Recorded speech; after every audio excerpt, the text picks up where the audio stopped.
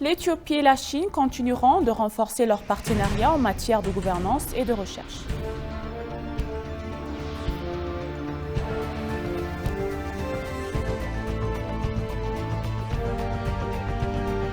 Les ministères des Affaires étrangères des pays du groupe des 7 ont entamé une réunion de 2 jours à Tokyo, au Japon.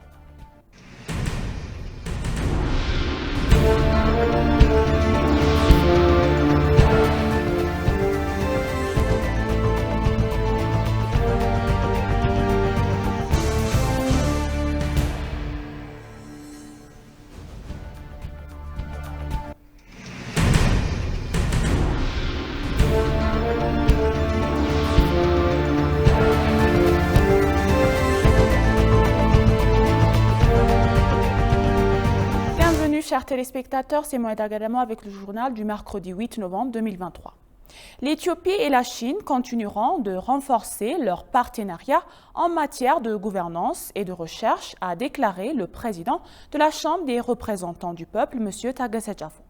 Une délégation conduite par le vice-président de l'Académie nationale chinoise de gouvernance, le professeur Gang Yebin, et le président de la Chambre des représentants du peuple, M. Taget Jafo, ont discuté des questions qui renforcent le partenariat entre les deux pays.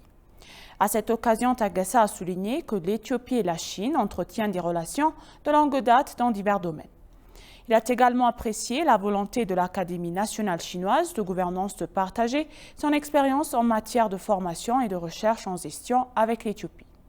Il est crucial de consolider le partenariat stratégique des deux pays en partageant des expériences pertinentes pour la conduction objective de l'Éthiopie, car l'Académie est une institution de renommée internationale comptant de nombreux universitaires, a ajouté M. Taget. M. Taget a en outre déclaré que l'accord de coopération que l'Académie nationale chinoise de gouvernance et l'Académie africaine d'excellence de leadership qui vont bientôt signer renforcer les relations entre les deux pays. Le vice-président de l'Académie nationale chinoise de gouvernance, le professeur Gang Yebin, a déclaré que sa part, que la Chine continuerait à consolider la coopération avec l'Éthiopie et l'Afrique et que le soutien que l'Académie apporte à l'Éthiopie dans le domaine de la formation et de la recherche continuerait d'être renforcé.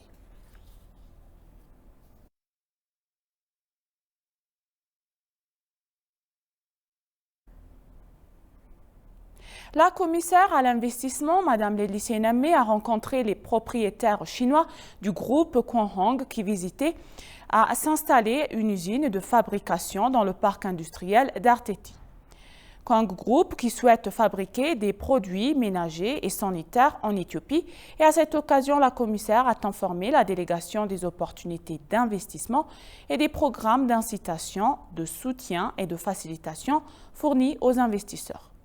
Le groupe Quanhong prévoit d'investir plus de 80 millions de dollars en Éthiopie à temps appris.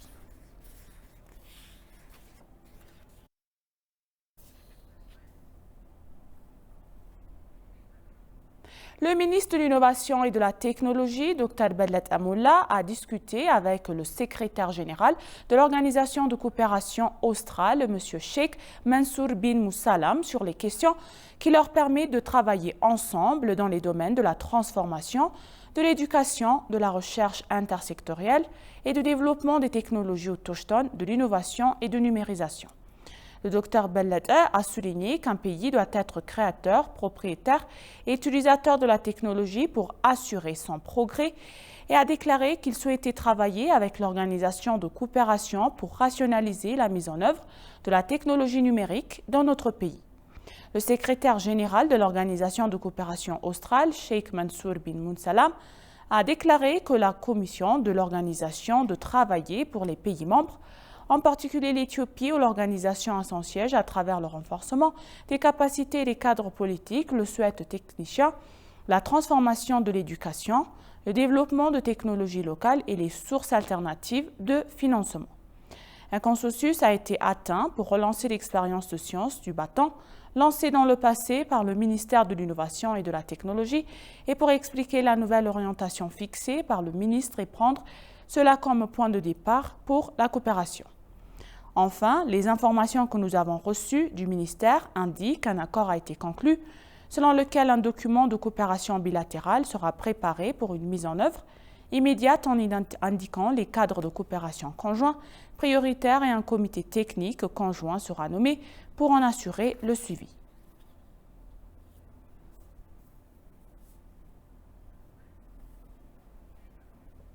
La ministre du Travail et des Compétences, Mme Mouferat Kamil, a eu une discussion fructueuse avec la directrice générale d'Ethio Telecom, Freota Muru, sur les questions qui peuvent être abordées ensemble.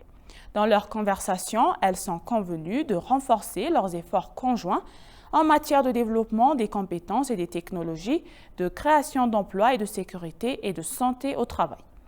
D'autre part, Mme Mouferat Kamil a exprimé dans un message publié sur sa page de réseaux sociaux qu'un consensus avait été atteint pour renforcer les activités qui augmentent les avantages des femmes et des jeunes et élargissent l'écosystème des startups.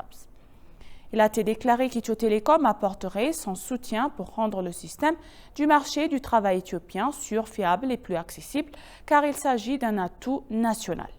La ministre a notamment mentionné que Freota Muru et sa direction ont confirmé qu'Ethio Telecom fera tout le nécessaire pour faciliter l'emploi étranger.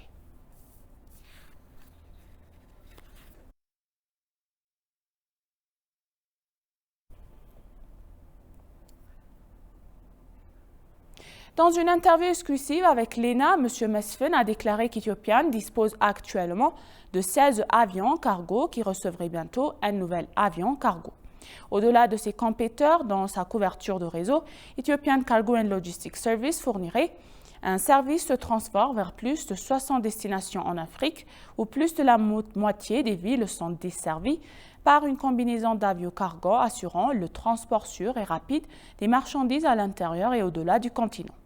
Ethiopian Airlines fournit des services de fret à des clients mondiaux dans plus de 125 destinations internationales en Afrique, en Moyen-Orient, en Asie, en Europe et en Amérique.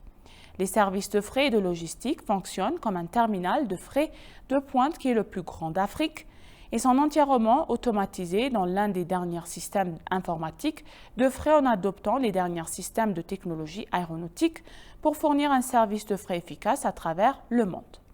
Ethiopian Airlines est le plus grand opérateur de réseau de fret en Afrique et l'un des principaux transportateurs de fret mondiaux, doté d'un entrepôt moderne d'une capacité de stockage d'1 million de tonnes. Avec la vision 2025 dont la plupart des paramètres ont été atteints, à l'avance Ethiopian Cargo and Logistics Service est désormais sur un espace encore plus élargi pour réaliser sa nouvelle vision 2035.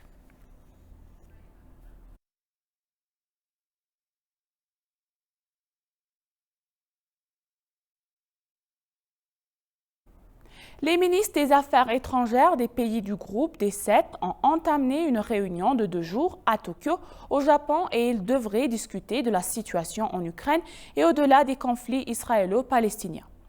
La ministre japonaise des Affaires étrangères, Yoko Kamikawa, a déclaré à l'ouverture de la réunion que le dialogue étroit entre les membres du G7 était plus important que jamais dans le contexte d'une situation mondiale qui ne cesse de se détériorer. Le secrétaire d'État américain Anthony Blinken a déclaré avant la réunion qu'il pensait que la réunion reflèterait la position du groupe des 7 sur la crise au Moyen-Orient.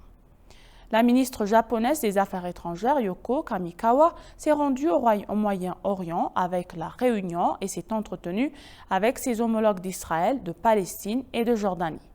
Au cours de leur discussion, ils ont déclaré à leur homologue israélien, Eli Cohen, qu'un cessez-le-feu humanitaire était nécessaire et ils ont annoncé à leur homologue palestinien que leur pays envisageait d'allouer 65 millions de dollars supplémentaires à la population de la banque de Gaza.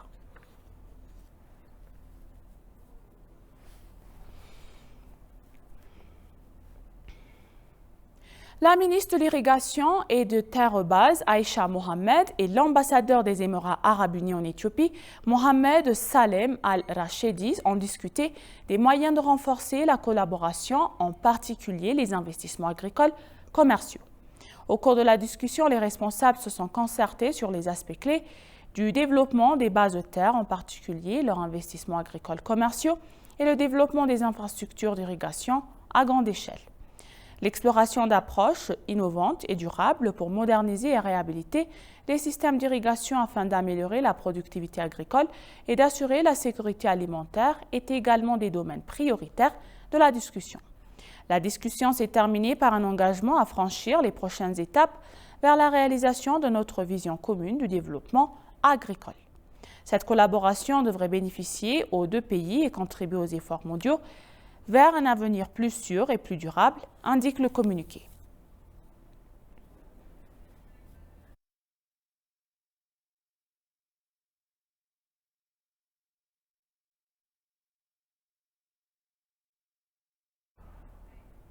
Et maintenant, chers téléspectateurs, je vous rappelle les titres principaux. L'Éthiopie et la Chine continueront de renforcer leur partenariat en matière de gouvernance et de recherche.